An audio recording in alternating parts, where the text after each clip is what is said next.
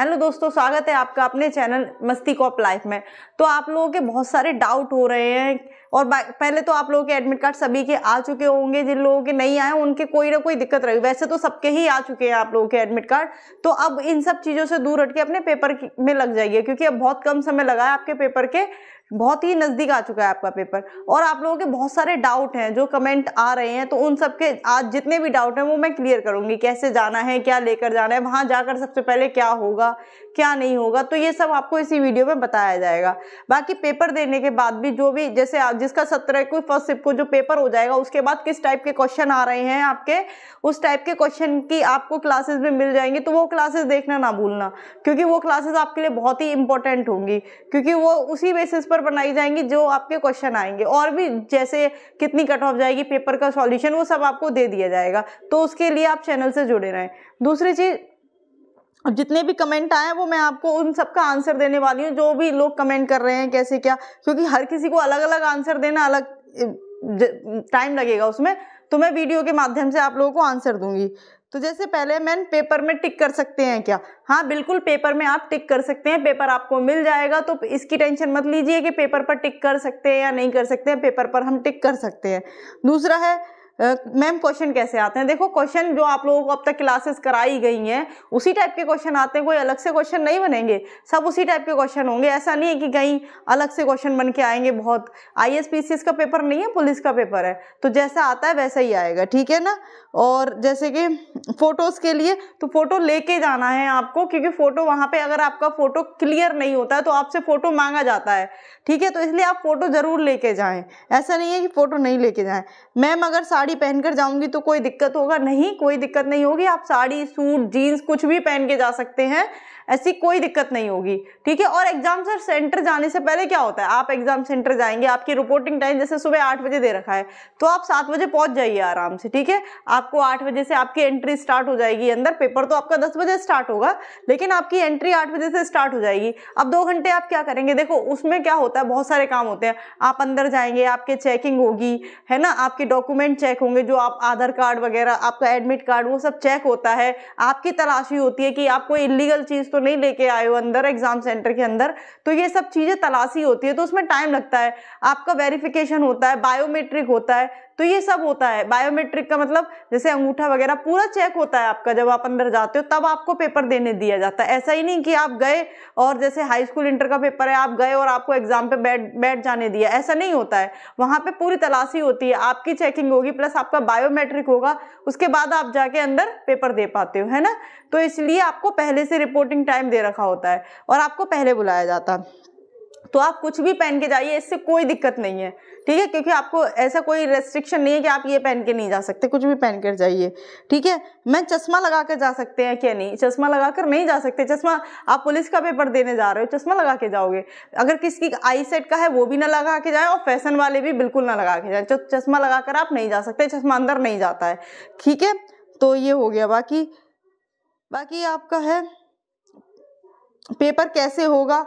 तो पेपर कैसे होगा, पेपर आप घर पे आपने प्रैक्टिस सेट किए होंगे, बाकी जैसे भी आपने तैयारी की है, और पेपर जैसे होता है वैसे ही होगा, पेपर कोई स्पेशल नहीं होगा आपका, है ना। और एक का है मैम व्हाइटनर लेके जा सकते हैं, तो बिल्कुल नहीं लेके जाना व्हाइटनर। अगर आपकी गलती भी हो जाती है तो भी आप व्हाइटनर नहीं लगाना है, ना काटापीटी करनी है, कुछ नहीं करना है। अगर उस पर आप व्हाइटनर लगा देंगे या काटापीटी कर देंगे तो जब वो कॉपी आपकी चेक होगी, क्योंकि आपको OMR शीट मिलती है, अगर आप उस पर व्हाइटनर लगाएंगे तो वो कंप्यूटर में जब चेक होती है तो वो एक्सेप्ट ही नहीं करेगा, ठीक है। तो ऐसी गलती मत करना कि आपकी गलती हो गई और व्हाइटनर लेके जा रहे हैं, आप व्हाइटनर लगा रहे हैं, बिल्कुल नहीं, व्हाइटनर आप नहीं लगा सकते। और पहले तो कोशिश करना गलती ही ना हो। क्यों व्हाइटनर लगाना है, क्यों हर चीज में फालतू में लफड़ा पालना है। आप कोशिश करो कि आपसे गलती ना हो और आपको व्हाइटनर वगैरह किसी की जरूरत, आपको गलती करने की जरूरत ना पड़े।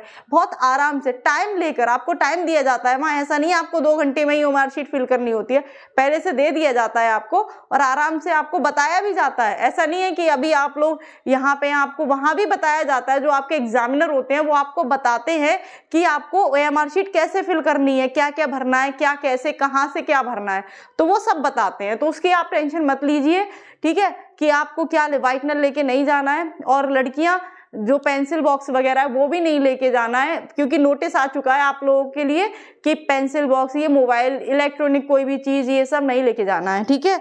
और ये कमेंट है कि जूते पहन के जा सकते हैं, तो जूते पहन के जा सकते हैं आप, वहाँ पे आपके जूते उतरवा के चेक कर लिए जाएंगे और आपको पहनने के लिए दे दिए जाएंगे। हो सकता है अलग रखवा दें, उतरवा दें, रूम में ना ले जाने दें, ऐसा भी हो सकता है, पर हाँ पहन के जा सकते हैं। ऐसी कोई रेस्ट्रिक्शन नहीं है कि आप जूते पहनकर नहीं जा सकते, ठीक है। बाकी गोले किस पेन से भरने हैं तो आपको बता दिया गया, ब्लू या ब्लैक। बॉल पेन होना चाहिए, जेल पेन नहीं होना चाहिए। ब्लू या ब्लैक बॉल पेन आपका चल जाएगा, जो आप जिससे आप गोले भर सकते हैं। मोटी निब वाला लेके जाना ताकि आप आसानी से गोले भर पाएं, ठीक है। तो ये आप लेके जा सकते हैं।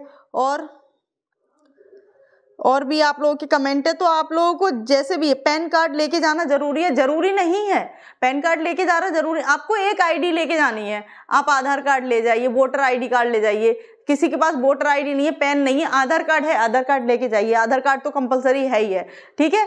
तो जिसके पास जो है वो लेके जाइए, क्योंकि आईडी आपकी मांगी जाएगी और मोस्टली आपके पास आधार कार्ड है तो आप आधार कार्ड लेके जाइए। जरूरी नहीं है कि आपको पैन कार्ड लेके जाना, कोई जरूरी नहीं है। बाकी एक बच्चे का कमेंट है कि क्वेश्चन कैसे आते हैं, पेपर कैसे करना है, क्वेश्चन कैसे आते हैं। तो देखो आप लोगों के लिए किस तरह से आएंगे, कैसे करना है। जैसे मान लो कोई आपका एक क्वेश्चन है, जैसे कोई ले लिया, जैसे कि 42वां संविधान संशोधन कब हुआ था, मान लो यही क्वेश्चन है, 42वां संविधान संशोधन कब हुआ, संशोधन कब हुआ, यही आपका क्वेश्चन है मान लो। तो अब इसका अब देखो कैसे आएगा, ये आपका क्वेश्चन हो गया। ऑप्शन नंबर एक आएगा आपका, या ए मान लो, ए आएगा आपका 1978 में, ठीक है। बी आएगा आपका 2002 में, अब मान लो सी आएगा आपका 1976 में, और डी आपका मान लो आपका आएगा 2005। ये आपका क्वेश्चन हो गया। इस तरह से एक क्वेश्चन दे रखा होगा। अब आपको जो एमआर शीट मिलेगी उसमें क्या होगा, उसमें आपका कैसे होगा, जैसे ए बी सी डी, ठीक है। जैसे आंसर नंबर 1 का ऐसे, और इसके नीचे ये गोले होंगे आपको, ठीक है। ये इस तरह से गोले होंगे, जैसे बहुत सारे होते हैं।